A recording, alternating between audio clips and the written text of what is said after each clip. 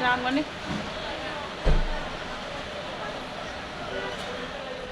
Hello everyone, welcome back to my channel. So tawbagi channel la mayam bu taram nokjari mayam bu namakna thumbnail ubada adum khatang gyan taramani abako kari video oigodawno haibada mayam amuka hannaisege ngasigi video se specially koi market ta shopping to bajapai ne abako habadi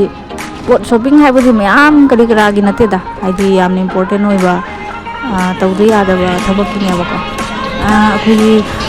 ꯃꯌꯥꯝꯗ ꯑꯩ ꯑꯍꯥꯟꯕꯗ ꯍꯧꯒꯠꯂꯛꯄꯗ ꯑꯩꯈꯣꯏꯒꯤ ꯂꯥꯏꯁꯪ ꯁꯥꯕꯒꯤ ꯃꯇꯦꯛ ꯈꯔ ꯎꯠꯆꯈꯔꯦ ꯑꯗꯣ complete ꯂꯣꯏꯔꯒ ꯑꯃꯨꯛꯀ ꯍꯟꯅ ꯎꯠꯆꯔꯛꯀꯦ ꯍꯥꯏꯅ ꯍꯥꯏꯕꯗꯣ ꯑꯗꯣ ꯃꯟꯗꯤꯔꯕꯨꯗꯤ ꯁꯥꯕ ꯂꯣꯏꯔꯦ ꯂꯥꯏꯁꯪ ꯁꯥꯕꯕꯨꯗꯤ ꯂꯣꯏꯖꯔꯦ ꯑꯗꯨꯃꯛꯄꯨ ꯑꯩꯈꯣꯏꯒꯤ ꯂꯥꯏꯁꯪꯗꯣ ꯆꯪꯗ ꯌꯥꯗꯕꯒꯤ ꯀꯩꯅꯣ ꯗꯤꯟꯅ ꯐꯕꯝ ꯌꯦꯡꯉꯒ ꯂꯥꯏꯕꯨꯗꯤ ꯄꯨꯁꯟꯅ ꯆꯪꯈꯔꯦ ꯑꯗꯣ ꯑꯗꯨꯒꯤ ꯂꯥꯏꯁꯪꯗꯨꯒꯤ ꯀꯂꯔ ꯄꯦꯟ ꯇꯧꯗ꯭ꯔꯤꯌꯦꯕꯀꯣ ꯀꯂꯔ ꯄꯦꯟ ꯇꯧꯕꯒꯤ ꯀꯂꯔ ꯂꯩꯕ ꯂꯥꯛꯄꯅꯦ ꯑꯗꯣ ꯈꯔ ꯇꯧꯔꯒ ꯈꯔ ꯇꯧꯗ꯭ꯔꯤ ꯑꯗꯣ ꯄꯦꯟꯇꯣ ꯂꯩꯕ ꯂꯥꯛꯄꯅꯦꯕꯀꯣ ꯋꯥꯏꯠ ꯀꯂꯔꯒꯤ ꯃꯊꯛꯇ ꯑꯍꯥꯟꯕꯗ ꯋꯥꯏꯠ ꯀꯂꯔ ꯇꯩꯗꯅ ꯑꯗꯨꯒꯤ ꯋꯥꯏꯠꯇꯨꯒꯤ ꯃꯊꯛꯇ ꯀꯂꯔ ꯑꯩꯈꯣꯏꯒꯤ ꯀꯂꯔꯗꯣ ꯇꯩꯒꯦꯅ ꯀꯂꯔ ꯂꯧꯕ ꯂꯥꯛꯄꯅꯦꯕꯀꯣ ꯃꯥꯔꯀꯦꯠꯇ ꯑꯗꯣ ꯃꯌꯥꯝ ꯚꯤꯗꯤꯑꯣꯁꯦ ꯃꯈꯥ ꯇꯥꯅ ꯑꯗꯨꯝ ꯌꯦꯡꯕꯤꯌꯣ ꯀꯃꯥꯏ ꯀꯔꯤ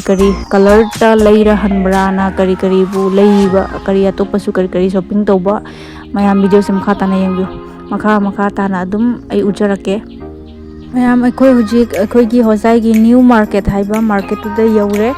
ꯑꯗꯨꯒ ꯑꯩꯈꯣꯏ ꯍꯧꯖꯤꯛ ꯆꯠꯂꯤꯁꯦ ꯀꯂꯔ ꯂꯥꯏꯒꯤ ꯑꯍꯥꯟꯕꯗ ꯂꯥꯏꯒꯤ ꯄꯣꯠ ꯂꯩꯕ ꯂꯥꯏꯒꯤ ꯄꯣꯠ ꯌꯦꯡꯒꯦ ꯍꯥꯏꯅꯀꯣ ꯂꯥꯏꯒꯤ ꯐꯤ ꯈꯔ ꯂꯧꯒꯦ ꯌꯦꯡꯒꯦ ꯍꯥꯏꯅ ꯂꯥꯛꯆꯕꯅꯦꯕ ꯑꯗꯣ ꯀꯔꯤ ꯄꯣꯠꯅꯣ ꯑꯝꯇꯪ ꯌꯦꯡꯃꯤꯟꯅꯁꯦ ꯑꯗꯣ ꯁꯤ ꯗꯨꯀꯥꯟꯁꯤꯗ ꯆꯪꯉꯛꯄꯅꯦ ꯄꯣꯠꯁꯦ ꯐꯪꯕ꯭ꯔꯥ ꯐꯪꯗꯕ꯭ꯔꯥ ꯑꯩꯈꯣꯏꯅ ꯄꯥꯝꯃꯤꯕ ꯂꯩꯒꯦ ꯍꯥꯏꯅ ꯂꯥꯛꯄ ꯏꯁꯣꯔꯒꯤ ꯄꯣꯠꯁꯦ ꯂꯩꯕ꯭ꯔꯥ ꯂꯩꯇ꯭ꯔꯥ ꯍꯪꯉꯒ ꯌꯦꯡꯁꯦ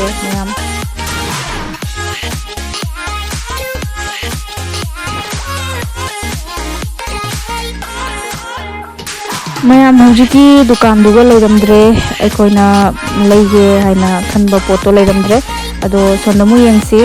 ꯑꯁꯤꯒꯤ ꯂꯝꯕꯤꯁꯤꯒꯁꯨ ꯂꯥꯏꯒꯤ ꯐꯤ ꯌꯣꯟꯕꯀꯣ ꯈꯔ ꯂꯩꯌꯦꯕ ꯍꯥꯏꯗꯤ ꯐꯤ ꯍꯥꯏꯁꯦ ꯂꯥꯏꯒꯤꯇ ꯄꯣꯠ ꯌꯣꯟꯕꯗꯣ ꯑꯗꯨꯒꯗꯤ ꯂꯩꯇꯦꯕ ꯑꯩꯈꯣꯏꯅ ꯈꯜꯂꯤꯕ ꯄꯣꯠꯇꯣ ꯑꯗꯣ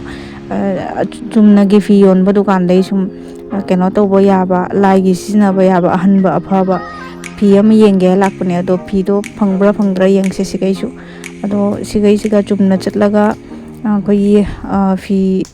ꯈꯔ ꯌꯣꯟꯕꯁꯨ ꯂꯩ ꯑꯗꯨꯒ ꯑꯃꯨꯛ ꯍꯪꯅ ꯌꯦꯡꯁꯦ ꯃꯌꯥꯝ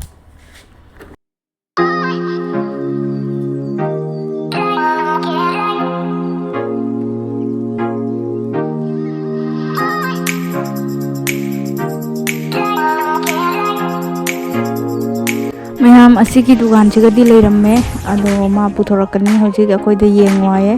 ꯅꯣꯏꯅ ꯑꯄꯥꯝꯕꯗꯣ ꯃꯆꯨꯗꯣ ꯍꯥꯏꯔꯣ ꯃꯥ ꯄꯨꯊꯣꯔꯛꯀꯦ ꯍꯥꯏ ꯑꯗꯣ ꯃꯌꯥꯝ ꯑꯗꯨꯝ ꯌꯦꯡꯃꯤꯟꯅꯁꯦ ꯀꯔꯤ ꯄꯣꯠꯅꯣ ꯍꯥꯏꯕꯗꯣꯀꯣ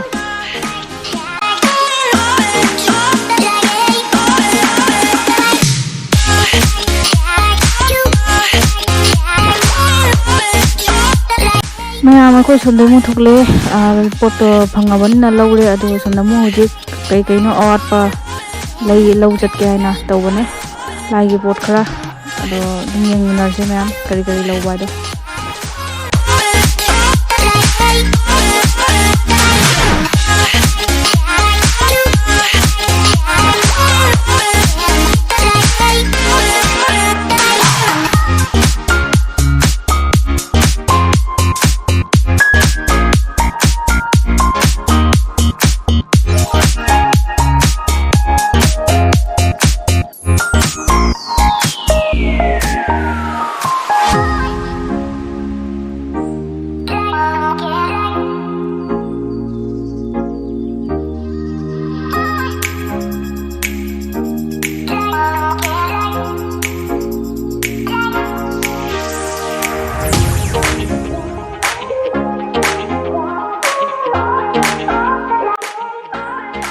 फाइनली अखोई हूँ लाइगी पोट खर लौरगा अदुगा